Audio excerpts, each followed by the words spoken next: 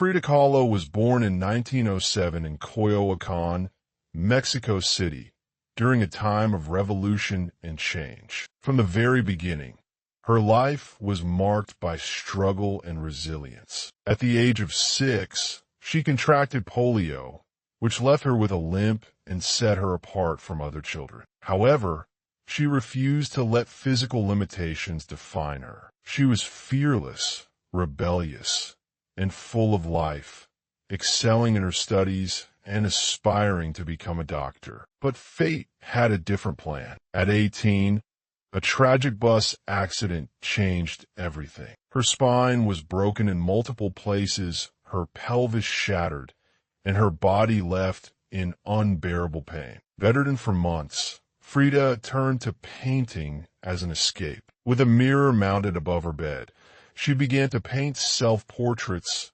raw, unfiltered reflections of her pain, emotions, and inner world. She once said, "I paint myself because I am so often alone and because I am the subject I know best." Despite her physical suffering, she was a force of nature. In 1928, she met the famous muralist Diego Rivera, a man 21 years her senior, whose art and presence fascinated her. Their love was intense, passionate, and tumultuous. They married in 1929, and their relationship was filled with deep love, betrayal, and pain. Rivera's infidelities deeply wounded Frida, and she, too, had affairs, seeking comfort in the arms of both men and women. Yet, despite the betrayals, they were drawn to each other like moths to a flame. Frida's art was unlike anything before her. She merged surrealism with Mexican folk traditions,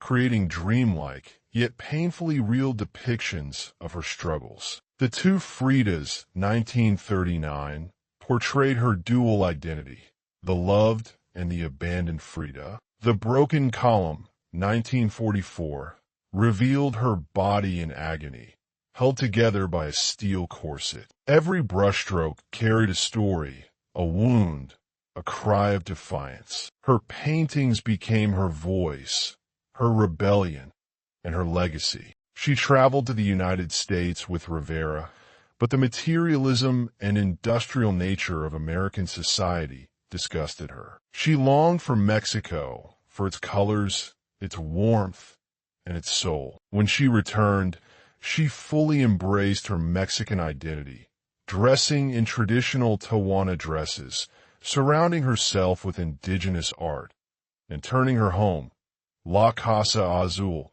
into a sanctuary of creativity. Her health deteriorated in her later years, but she refused to be silenced. In 1953, despite being bedridden, she attended her first solo exhibition in Mexico, arriving in an ambulance and lying in a bed placed in the gallery. She laughed, she drank, she sang, celebrating life even as death loomed over her. She died in 1954 at the age of 47, leaving behind a legacy of raw emotion, strength, and unapologetic authenticity. Frida Kahlo was more than an artist.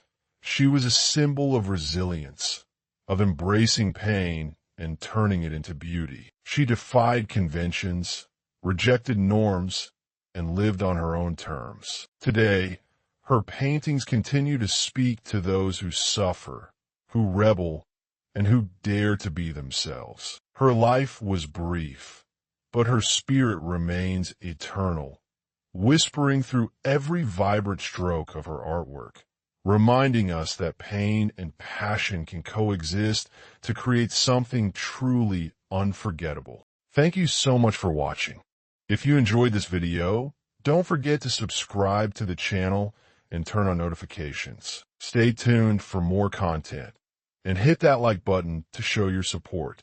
Let me know your thoughts in the comments. See you in the next video.